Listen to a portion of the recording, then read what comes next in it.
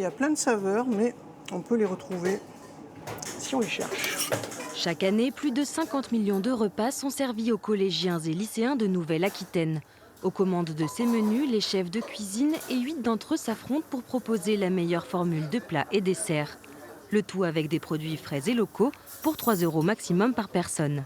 En fait, on arrive à avoir suffisamment de quantité pour un plat à 3 € en ne jetant rien.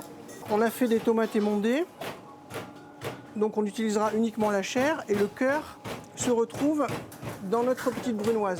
C'est la base de tout en fait, le gaspillage. Moins de gaspillage, plus de plats. Valoriser et optimiser chaque aliment, un credo pour ce concours régional de restauration collective. Dans ces cuisines, les chefs et leurs équipes en profitent car 3 € par couvert, c'est déjà plus que dans leur quotidien. C'est plus élevé parce que nous, il faut qu'on travaille entre 1,90 et 2,20. Donc on a essayé de jouer justement avec les quantités et puis des produits un peu moins chers pour certains pour que ça puisse passer.